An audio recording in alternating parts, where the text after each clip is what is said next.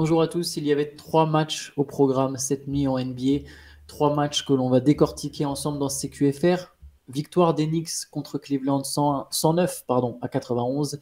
Victoire des Spurs, une victoire héroïque, fantastique, presque j'ai envie de dire, un comeback assez incroyable des Spurs qui ont battu les Suns à Phoenix 115 à 114. Et victoire des Clippers contre le Magic 118-102. Shai, je te propose qu'on commence par Victor Wembanyama. Je pense que c'est par Victor Wembanyama et par les Spurs. Je pense que c'est vraiment le fait marquant de la soirée, c'est cette espèce de comeback incroyable. San Antonio qui a été mené toute la rencontre, qui a compté jusqu'à 20 points de retard et qui prend l'avantage pour la première fois de la partie à la dernière seconde sur une interception de Keldon Johnson qui va ensuite marquer le panier pour la gagne. Juste avant, il y a eu un rebond offensif très important de Victor Wembanyama qui a mis une espèce de claquette dunk ou rebond offensif Ouais, dunk. pour lui, les claquettes Bon, dunk, c'est c'est pas ouais, la même chose que pour les c'est autres. pas tout à fait ça. Ouais, voilà, c'est ça. De Victor Wembanyama. Je vais donner les stats et je vais te laisser la parole. Je vais donner Mhm. les stats de Wembanyama. Donc, Keldon Johnson a été le héros du soir. Il a mis 27 points. Pour Victor, on est sur 18 points, 6 sur 12 au tir, 2 sur 6 à 3 points, 4 sur 5 en lancer franc, 8 rebonds, 4 contre, 5 pertes de balles en 28 minutes. Je pense que c'est la victoire. C'est une très courte carrière, mais même en comptant ses matchs en Jeep Elite, en Euroleague, je pense que c'est peut-être sa victoire la plus marquante jusqu'à présent. C'est un sacré comeback de la part des Spurs. Bah, c'est-à-dire que c'est forcément marquant parce qu'il l'a dit avant le match, il jouait contre son joueur préféré, en tout cas Ouais. l'un de ses modèles, Kevin Durant. Euh, et surtout dans le scénario, parce que alors ce qui est fou, c'est que en suivant un peu le match, donc je regardais le match, je voyais un peu les réseaux et tout, t'avais l'impression que c'était l'apocalypse, que les Spurs arriveraient à rien, que le niveau de jeu était désastreux. Alors c'est pas du très très beau basket, c'est une équipe avec des jeunes qui sont en développement. Le fond de jeu est pas fou. C'est sûr que quand on voit les Spurs, que tu repenses aux années glorieuses, c'est pas du super basket. Mais hop, à la fin, cette équipe-là s'accroche. Victor s'accroche, il fait un bon quatrième quart-temps alors que son début de match était compliqué en attaque et son premier panier, il À vient la assez fin de tard. la C'est le première dunk là, mi-temps. Ouais, c'est le gros poster sur Drew ouais, Eubanks. gros poster sur Drew Eubanks et après il a été meilleur sur la fin de match. D'ailleurs, c'est vraiment une tendance à noter, je pense. Il a quand même sacrément tendance à être très bon en fin de match, Ouais. à pas fuir les responsabilités en fin de match et à être plus productif qu'au début. Bon, c'est Keldon Johnson qui est forcément le héros parce il arrache le ballon dans les mains de Kevin Durant. Alors les Suns et les fans des Suns vont dire qu'il y a faute. Moi, j'aime bien quand on laisse jouer là-dessus. Je suis pas ultra à cheval à la lettre sur le règlement, mais j'aime bien quand une équipe essaie de s'arracher et essaye pas juste de faire faute. Ils ont essayé de lui prendre la balle, ils l'ont un peu enserré avec Trey Jones et ça a payé.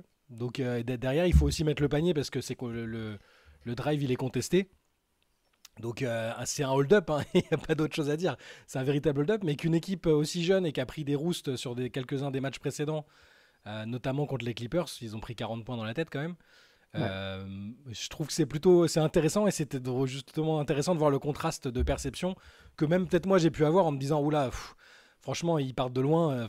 Même si à un moment on a pu parler peut-être de flirter avec le play-in, il y a quand même des choses, il n'y a pas de meneur, le niveau de jeu est pas fou. Bah, tu vois que c'est quand même une équipe qui s'accroche et qui va taper à des Suns, si même déplumés, bah, ils arrivent à aller les taper en hold-up justement. Oui, Phoenix jouait sans Bradley Beal et sans Devin Booker. Le premier est blessé au dos, le deuxième est blessé au pied, à la cheville. Les deux sont mis au repos. Enfin, les deux sont, et ils étaient présents sur le banc, mais en tenue civile. Wembanyama, il a commencé avec 5 tirs ratés. Il met 9 points dans le quatrième quart-temps. Tu as souligné un point intéressant. San Antonio jouait très mal. C'est un peu un constat d'ailleurs depuis le début de la saison. J'en parlais un peu avec Ben, justement, avec Benjamin qui est là-bas.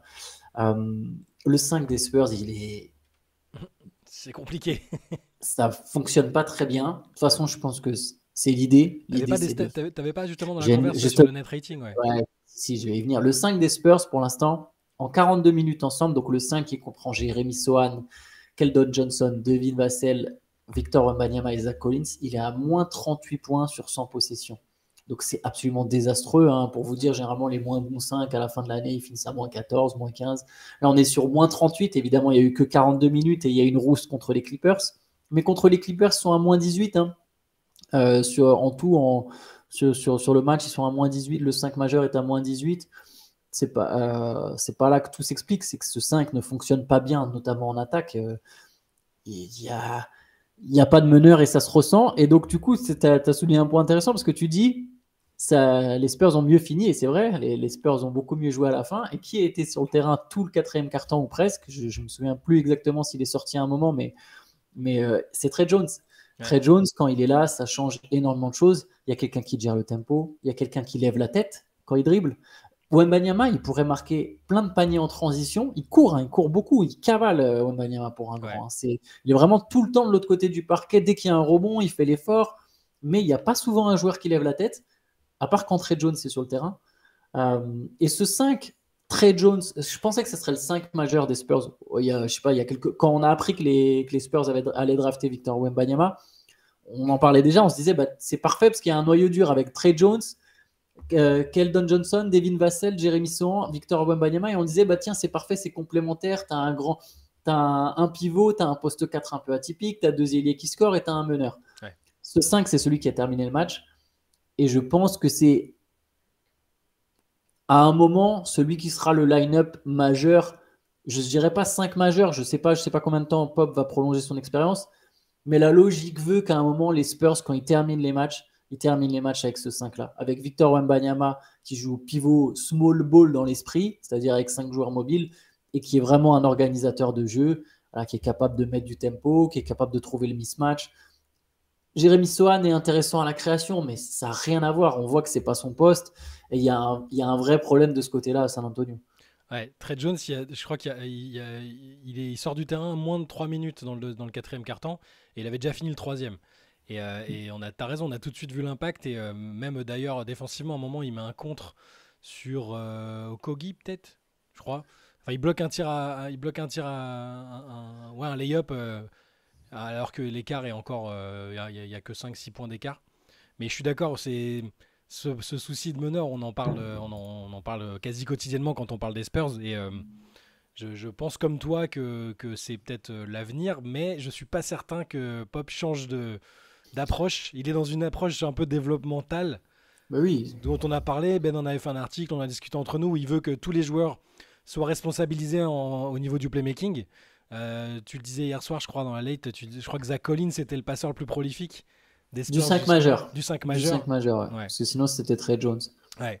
Mais oui, je pense qu'à terme, Trey Jones va prendre la place, ou en tout cas au moment où les Spurs vont vouloir être compétitifs, ils sortiront de ce 5 sans meneur, je pense. Oui. Ça me paraîtrait. Mais moi, je veux retenir vraiment ils se sont accrochés. C'est quand même le signe d'une équipe qui est pas là pour faire du tanking et honter. C'est-à-dire que on verra d'autres équipes pendant la saison, à mon avis, lâcher prise bien plus que ça. Moi, j'ai aimé ce que j'ai vu, j'ai aimé ce que Victor a fait à la fin du match.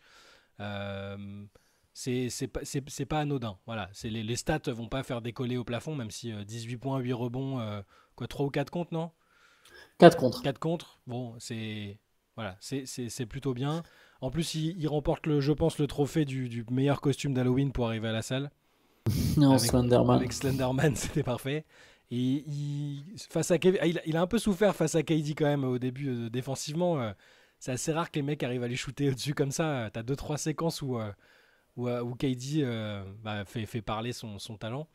Voilà, globalement, je retiens surtout le quatrième quart-temps pour Wembanyama, et même pour les Spurs où ils se sont accrochés et ils ont renversé une situation compromise. Et d'ailleurs, dans le quatrième quart-temps, il joue peu au final. Wembanyama, c'est ça l'ironie, c'est qu'il y a des longues séquences sur le banc. Il joue que 28 minutes. Il y a une volonté, je pense, pour l'instant, de le ménager de la part des Spurs, une volonté de ne pas l'exposer. Peut-être que lui n'est pas encore prêt physiquement. C'est un niveau d'exigence, surtout que, comme je l'ai dit, quand il est sur le terrain, il court. Il ne se limite pas dans ses efforts. Il conteste. Alors, il y a 4 blocs, mais il conteste plein de tirs. Il fait toujours l'effort de sortir. On voit qu'il a beaucoup d'envie. Il y a des moments, évidemment, où il court un peu dans le vide parce qu'il n'est pas servi, mais il y a beaucoup de volonté, beaucoup d'agressivité. La volonté, on la voit beaucoup d'efforts. On la voit sur le panier qu'il met juste avant le game winner, en fait. Parce qu'il y a le tir de Devin Vassell qui rebondit. KD dure fin de match. KD qui est fautif sur les deux actions. Sur les deux, c'est-à-dire qu'il suit pas du tout. Il lâche Wembanyama, il suit pas du tout le rebond. Pas de box sur la out. claquette et derrière il se fait arracher le ballon.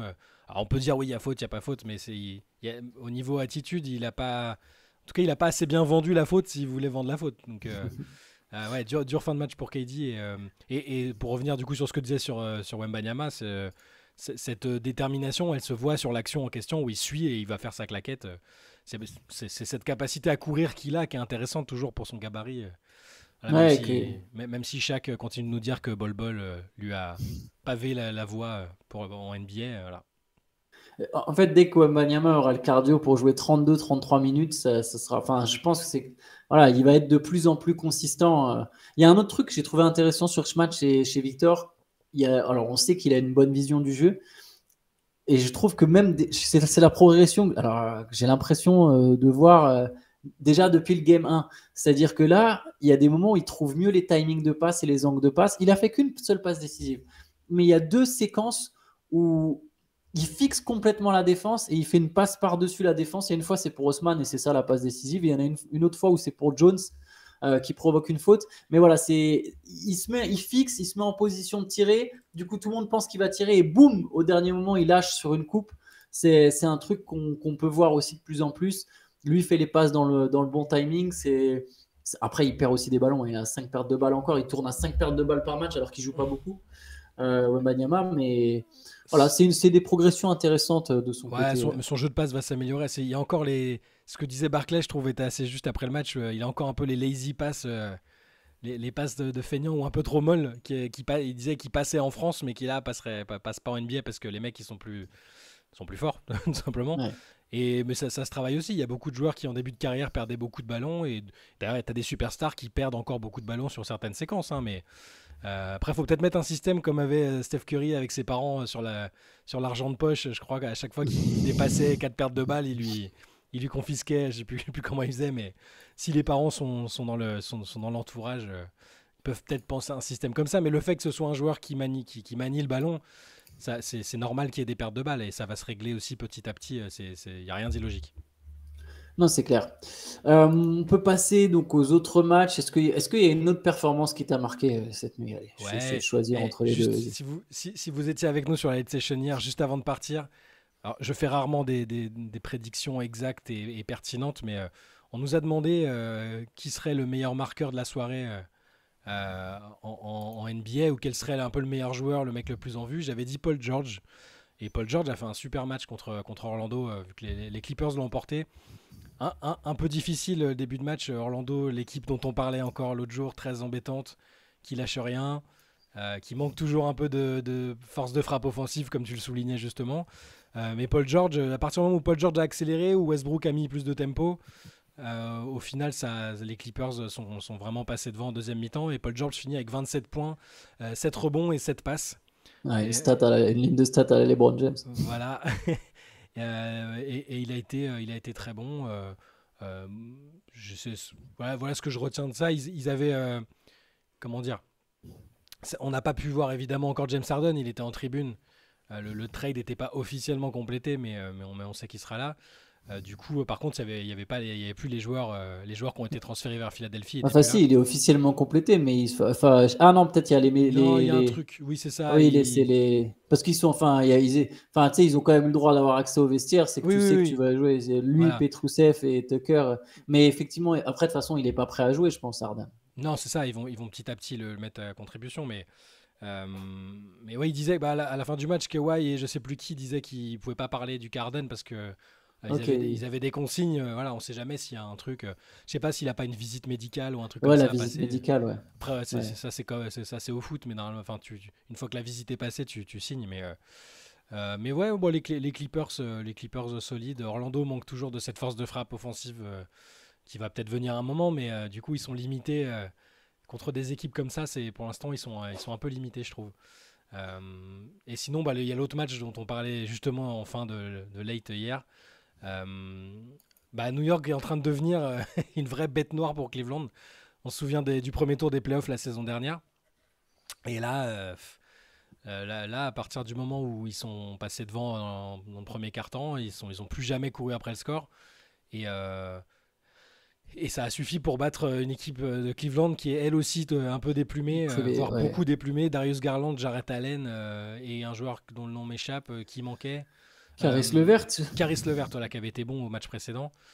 Donc ça, ils sont un peu juste les Cavs et du coup ça fait un début de saison très très très poussif.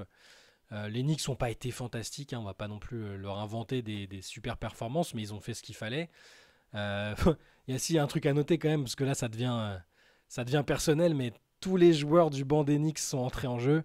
Même Ouais, Ryan Arcidiacono, ouais, sauf même Fournier. Dylan Windler, Daquan Jeffries, Jericho Sims, ils ont tous joué 3-4 minutes quasiment.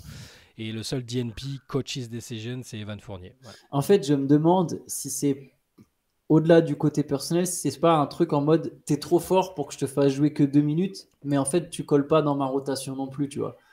Ouais.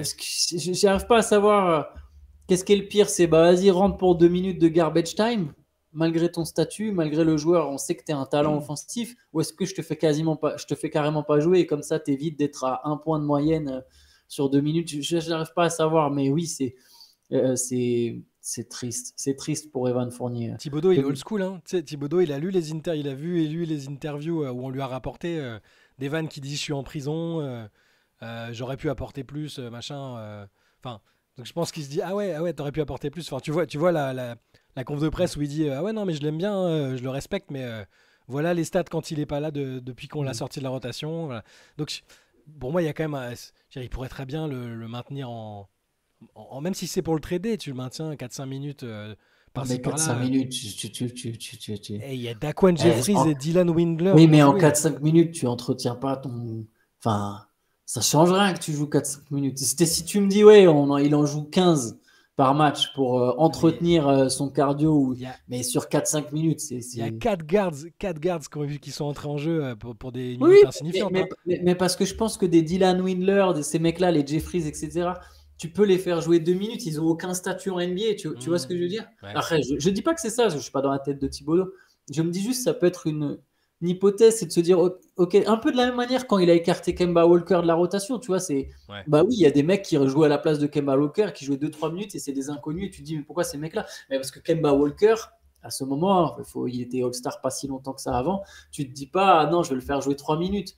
Tu vois, tu fais pas jouer dans le garbage time des mecs comme ça. C'est presque une insulte en fait. Ouais. Quand Melo il est en fin de carrière, si tu lui donnes pas 3 minutes, soit c'est did not play, tu vois, Ouais. mais tu vas pas le faire. Après, Fournier n'est pas Carmelo, hein, c'est pas un futur Hall of Famer, mais je sais pas. Et sinon, il y a un truc du côté des Cavs. Ivan Mobley avant le match a dit que c'était une victoire importante, enfin que c'était un match important, c'est la revanche, blablabla. 6 points, 3 sur 9 au tir, pas un lancé. Bon, après, il prend 12 rebonds, 5 passes, 2 blocs. En fait, je dis pas qu'il a pas d'impact, mais.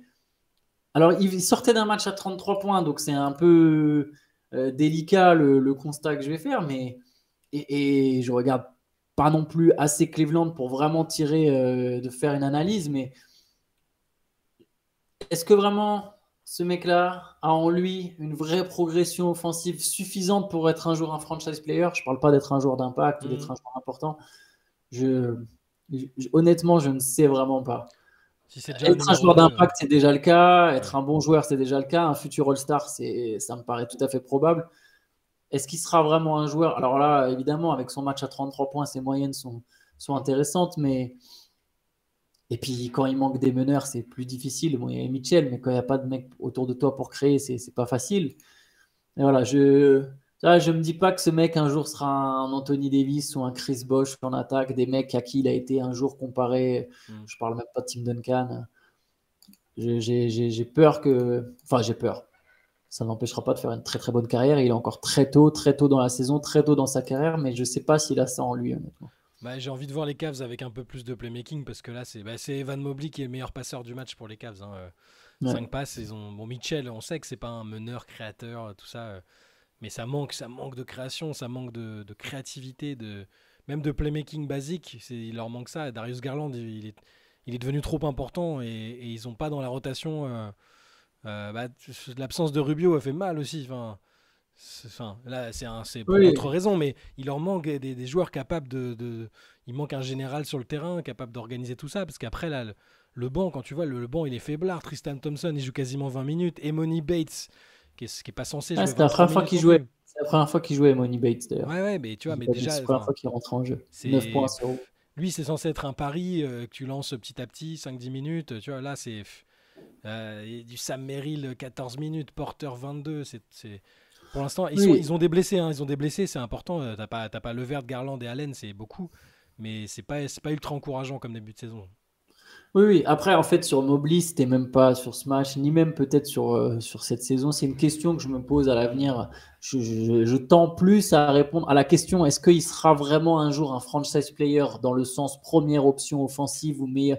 Je, Peut-être pas, ce mais qui est, ce qui est, je tends vers le non, mais il est très très tôt. Voilà, c'est plus un sujet à débat qu'une vraie affirmation. D'ailleurs, ouais. je pense qu'il a encore largement le temps de me donner tort. C'est juste que voilà, les matchs passent, je ne sais pas s'il a cette évolution, mais on verra. Ça va être intéressant à suivre. Ouais. Écoute, ça me semble Bah oui, bien. On a fait le tour. Hein. Il on y a fait avait le que 3 matchs tour. de toute façon. C'est demain, on aura un CQFR beaucoup plus chargé. Demain, il n'y a pas de 12 matchs demain, un truc comme ça? 2, 3, 4, Bah, je 5, pense 6, 7, généralement, souvent le mercredi soir, 13 je sais matchs. pas. Ouais, là, 13 matchs, ça va piquer, Ah, ça va être sympathique. il y a des belles affiches, hein. Il y a Clippers, Lakers, Warriors, Kings. Là, je regarde un peu rapidement comme ça. Denver, Ah, mais Minnesota. il y a à nouveau New York, Cleveland d'ailleurs en back-to-back, mais Ouais. cette fois à New York. Bon, après c'est bon. Boston, Indiana, moi j'aime bien. Je pense que ça, je vais regarder. Mais ouais, gros programme demain matin pour le CQFR. Yes, on sera évidemment au rendez-vous. Et n'hésitez pas à checker le podcast de la semaine qui est sur les Pistons. Je vois que les Pistons, le Thunder Piston Thunder joue justement ce soir. On avait fait un podcast sur ces jeunes équipes excitantes. On n'avait pas parlé des Spurs, mais on avait parlé des équipes qui sont un peu plus amenées à gagner. En tout cas, bon, les Pistons à voir. Mais le Magic, les Pistons, le Thunder, voilà. N'hésitez pas à aller écouter ça. On est rentré un peu plus en profondeur que sur les CQFR. Et puis on se retrouve demain. Bonne Yes, journée à à tous. demain. Ciao, ciao, à demain.